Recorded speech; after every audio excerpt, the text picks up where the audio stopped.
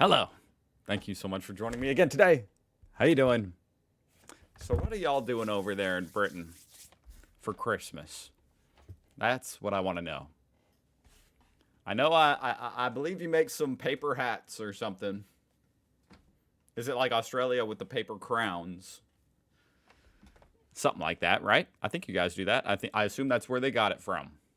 But Faye and Dan Explore. Link down below. Check them out. Top 10 British Christmas traditions. And it's in 4K, guys. Which I think my video is only in 1080p. So the 4K is just for me. Okay? You guys do not get to enjoy this 4K. Boom. But I do. Welcome. Well, okay. Let's do it. To our top 10 British Christmas traditions. Christmas cards. Started in UK in 1843 by Henry Cole, who worked for the newly formed post office. You know, I'm so used to Christmas cards that doesn't even feel like a tradition. But I guess that's just because it's so ingrained in the culture. It's like, you almost forget, you know? It's like a doorknob. You know, someone had to invent the doorknob. Anyway, the British invented the Christmas card. That's pretty fundamental. He was looking for a way to encourage ordinary people to use the postal service. He had an artist friend design a card. They were sold for 1 shilling each, the equivalent of 5p today. Sold as a Christmas celebration 5p, huh? Card to perpetuate kind recollections between friends. With that catchy slogan, it's a miracle they ever caught on. To this day, cards are still exchanged in person or via the post. Interesting. So, over here in America, I feel like usually with a Christmas card, it's a photo. Or there's a photo in there somewhere of the family. That's kind of what the card is. You know, that's what it's for. It's to kind of show your family how y'all are doing. Send it to family that might be far away. You know, here's us all this year. It's in the Christmas card. Mulled wine. Introduced into Europe by the invading Romans, mulled wine was widely enjoyed in... What is this exact accent here, you know? Every once in a while, you hear this British accent. Or UK accent, and I'm like, it's just got a unique sound. Introduced into Europe by the invading Romans, mulled wine was widely enjoyed in England in the Middle Ages. Oh my god, my headphones felt like they were about to electrocute me. Electrocute me, not you. Spices were added to promote good health. Herbs and flowers were added as natural sweeteners to make the wine more palatable. In the 1890s, Sweden produced glögg in bottles with glögg pictures of Santa. Over time, the craze was reignited across Europe, and in a few... Nothing better than a nice bottle of glögg with a side of mashed. Right? Decades. A side of mash. The world. Mistletoe. The tradition of hanging mistletoe dates back to the ancient... Okay, before we move on to mistletoe, I just have to look this up. What does mulled mean? I don't even know what that means. Mulled means to heat, sweeten, and flavor. Okay. Okay. I saw that in Germany as well. They have hot wine. I've never had hot wine. Ancient Druids who believed the plant brought good luck and protected from evil. Now, over here in America, when I see mistletoe, I don't think I've ever seen it for real. But the fake mistletoe has red balls or berries on it. Not white. That's interesting. In Norse mythology, mistletoe symbolized love, which is where the custom of kissing under the mistletoe came from.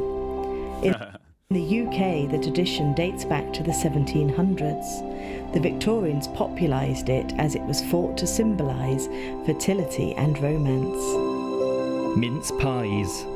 Originally filled with meat rather than the dried fruits and spices mix they are today. During Stuart Wouldn't that be just a meat pie? and Georgian Also, I didn't know this was a Christmas thing. times, mince pies were a status symbol, being made into stars, hearts and flowers. These days, they're round and deep filled with mincemeat, a crumbly pastry and dusted with icing sugar.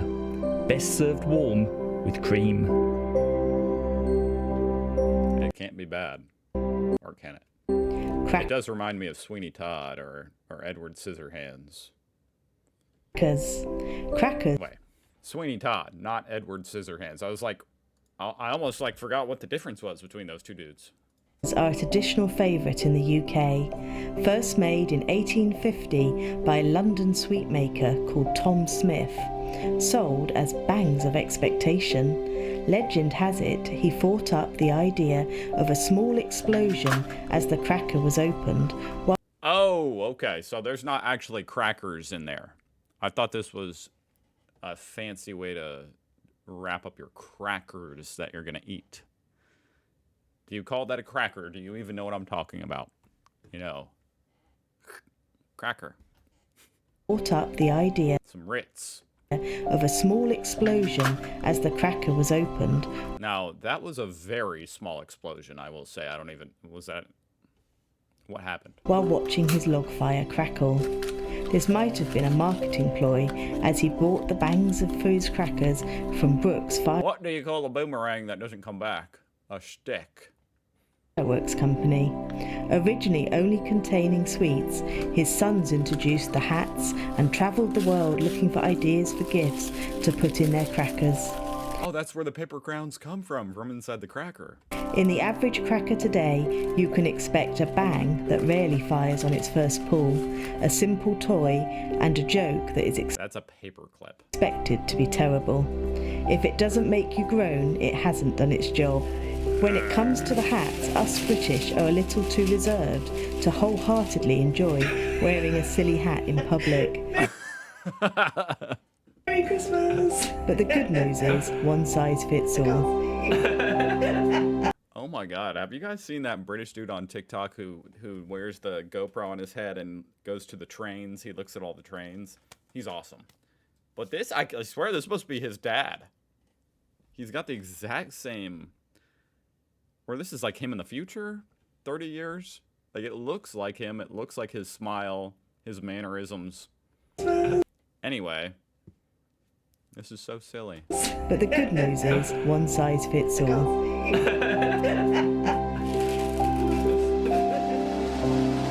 The Queen's Speech. The pre-recorded Queen's Speech is an integral part of a British Christmas.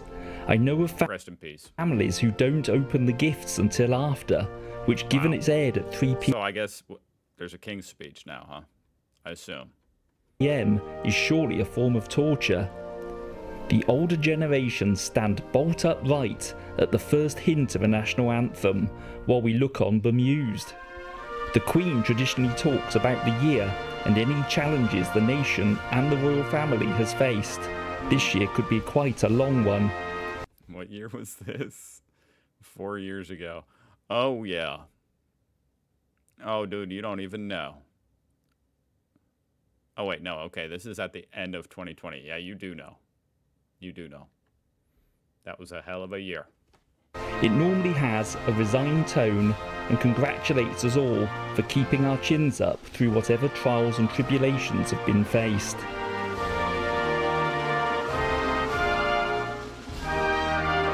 That's cool. You gotta miss the Queen.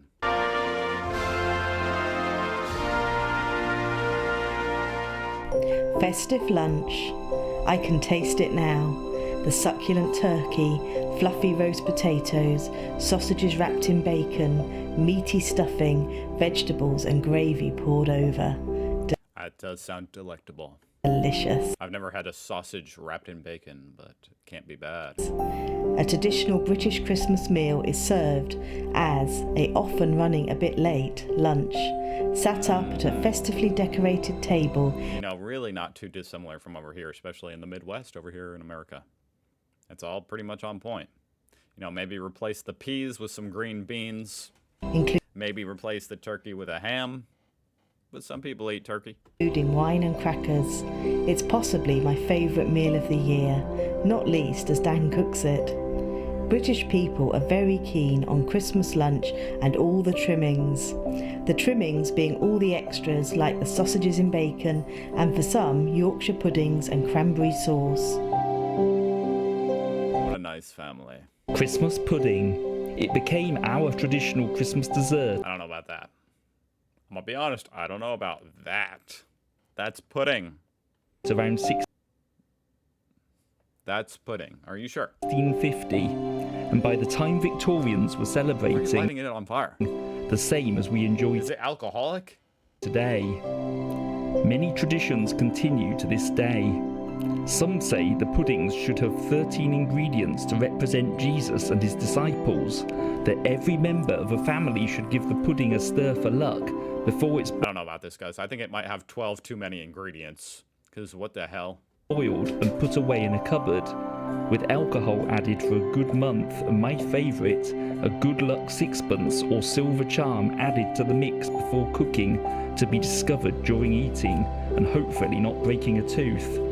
I still remember sitting eyes wide as a child as the pudding was walked into the darkened room aflame. What? I never thought I'd hear those words said in my life. It's definitely But that's fascinating. I don't remember that. Because it never happened to me as far as I know. That is interesting. Every once in a while you hear something you absolutely never heard of, could never have imagined. And this is one of those times, you know?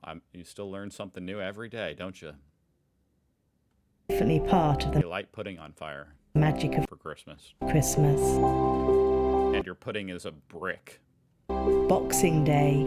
The day after Christmas Day is called Boxing Day. It was traditionally a holiday for servants, and employers would give gifts. Servants also went home to visit and give gifts to their families. In cities, tradesmen and Wait, servants had a home with families? Okay, I guess maybe I'm just being stupid. I would have assumed they lived at the home. Not that they have their own home. women would go door to door of homes they had serviced that year to wish the occupants a Merry Christmas and hopefully receive a gift.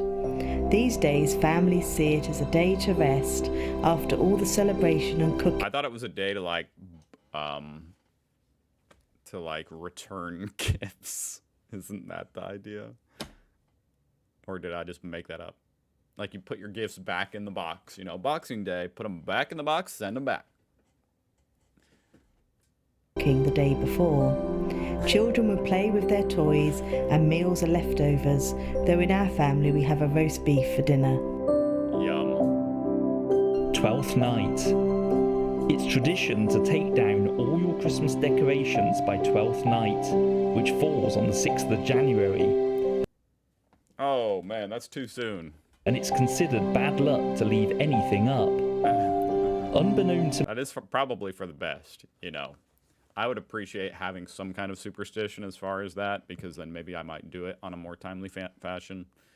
It's better than leaving your Christmas stuff up through February. I will say that. me, in the past there was a whole 12th night celebration, celebrating the three wise men's visit to Jesus, including much partying and practical jokes, plays. Some say Shakespeare's Twelfth Night was originally performed on the night in the 1600s, and a rich fruit cake. Whomever found the bean, See, that's kind of what that pudding looked like to me, is a fruit cake.